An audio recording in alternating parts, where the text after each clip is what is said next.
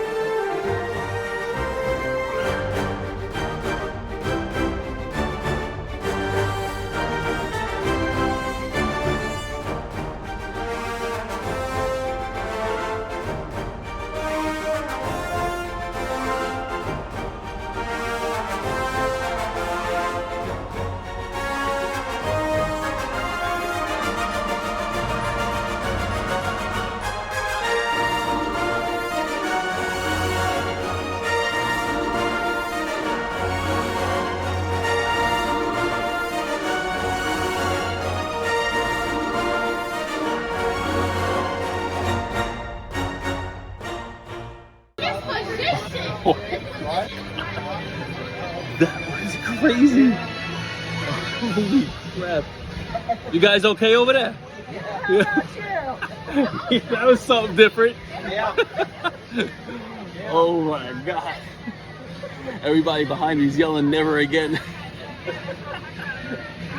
It's still dangling here. That was crazy. I've never felt a sensation like that. Oh my God. That is the most intense roller coaster I think I've ever done. Holy crap. Oh God.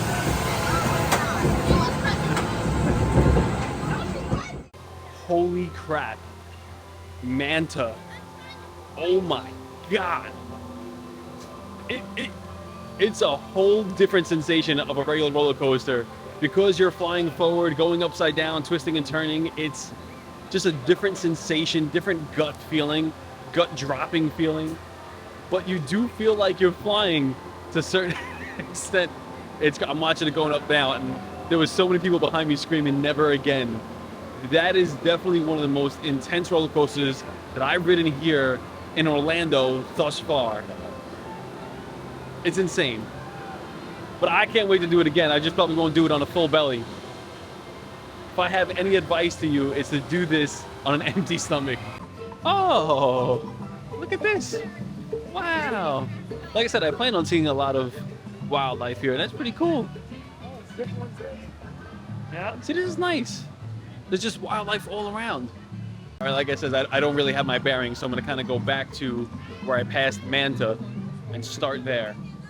And already, this is probably one of the most coolest rides I've ever been on because of the thrill and sensation, but let alone the queue to walk through and be able to see the aquarium. That was so awesome. Oh, and the aquarium is right next to Manta, so that's probably what we were actually looking into. Let's go check this out.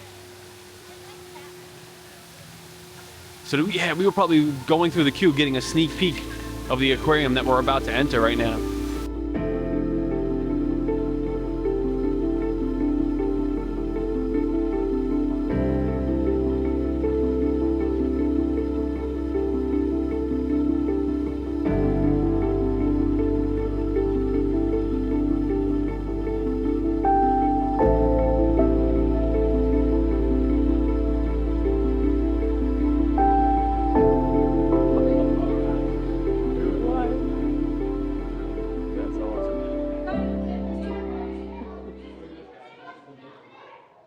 Yeah, now I got to get you on video specifically because I can't put myself in there. Yeah, that's so cool. That was cute. It was just like a little tiny walkthrough, like I said, right underneath Manta, but it was really cool being able to go underneath the aquarium, look up and seeing like the school of fish just circling around you. And the guy that was inside that tube there, they were on Manta with me. I was asking them how they were doing after Manta. And I definitely have to get myself a GoPro now to take it on rides like this. But this is so much fun. Another word of advice on Manta is make sure you do put your stuff away. Your camera, your wallet, your keys. So you're actually going backwards, upside down, into the corkscrew, and around. It's just so cool. There is the Dolphin Adventures. Showtimes at 11, 1, 3, and 5. Maybe I'll catch a later one. Right now it's 10:30. Yeah, I think we'll come back. Today is all about the trial run and just getting my bearings of this place. Okay, and here's the newest ride that's coming, the Penguin Trek. And that's that white track behind there. And that's coming in the spring of 2024. So it should be roughly around the corner. Okay, and now we're gonna go see and possibly feed the sea lions as we're heading under. Like I said, this is the new roller coaster that's coming soon, Penguin Trek. So this part of the park is called Pacific Point Preserve. This one is just ready for his pictures.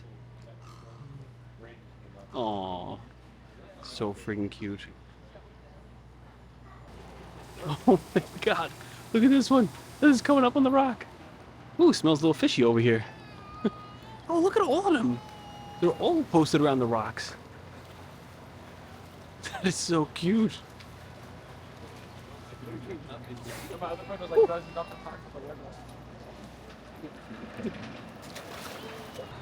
Look at this little guy. Hey, buddy. Hey. Oh. Hi. Oh. And this whole area is just massive for them. They are lying on the rocks on the other side. There's a bunch of them that are playing and swimming around down here. They keep jumping up out of the water. They're even like tossing each other around. It's so funny. It reminds me of like just when you're horsing around inside the pool with your friends. Oh, hello.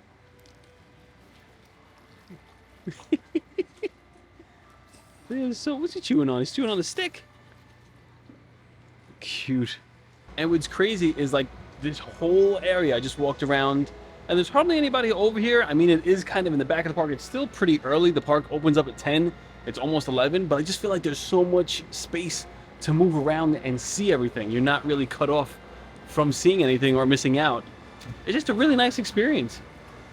And on the other side there, they have that booth where you can buy sea lion food and feed them, but it's currently closed right now. Ooh.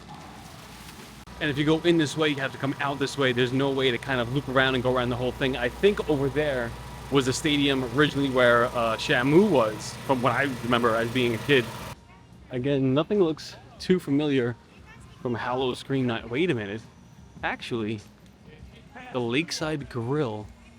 Okay. Yeah, we've walked down here before. Oh, I think that's Pipeline over there. Pipeline is something I want to do. Oh, wait, is Pipeline over there? Well, that's another one. Okay, let's let's check out what do we have here. Mako. Okay, I actually did Mako that way. Oh, actually, that's pretty cool. It tells you how far the walk is. So Manta's that way, Pipeline is that way. And this is cute. I didn't, notice any of this, but like, look, they have a little photo section for France here, right next to the French market. So you got some duck confit, the escargot, and a mini creme brulee. A mini creme brulee? That sounds fantastic. Oh, I see. Right now, SeaWorld currently has the Seven Seas Food Festival going on right now. So that's probably why we saw like a France pavilion or a French market. Interesting. This is all new to me. Oh yeah, see, look. Nice, a little veggie market here, part of the Seven Seas Food Festival. I dig it, I like it. So Pipeline is a stand-up roller coaster. I did laying down on Manta, so I figured now I'll go the complete opposite and stand up. From what I understand, there's kind of a hydraulic system that bounces you almost like if you are on that surfboard. So even while you're going through the twists and turns, you kind of get that wave momentum from those hydraulics. And this one does have lockers, so I'm guessing they are asking everybody to put their stuff into lockers. Not much of a queue either. They are just blasting music right next to this launch pad here. So Pipeline does launch you out once you are strapped in. Here we go.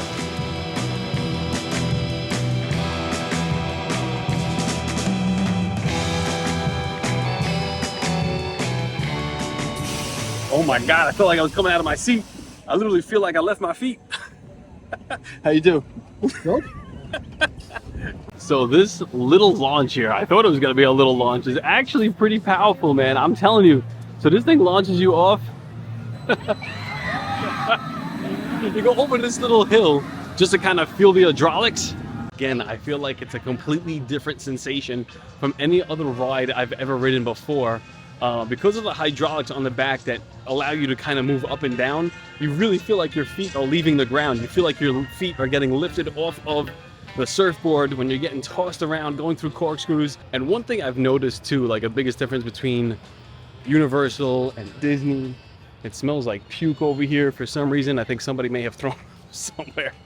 But one of the biggest differences between Disney, Universal, and now SeaWorld. SeaWorld, when they're boarding your rides, it's kind of like just when you get to the front where you're supposed to pick the lane you're supposed to go into, you can kind of just pick whatever lane you want to go into and then wait.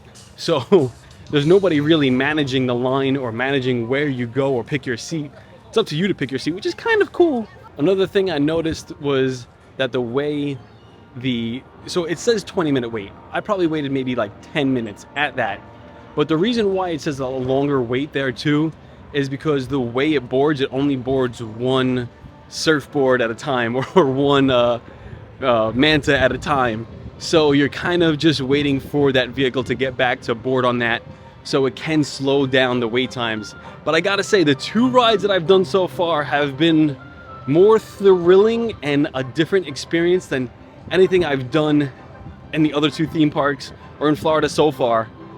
So I feel like this park is going to be a lot of quality, of thrill over quantity. The crowds are definitely coming in now as I'm leaving. But I was only here for maybe about 2 hours. I got to do 3 rides, got to see some cool wildlife. It definitely is an all-day park, or could be, but it may be a little bit more confusing to navigate if you're not going around that main water hub. I definitely have to come back a few more times, or maybe it is because I'm just new that I'm not able to navigate it.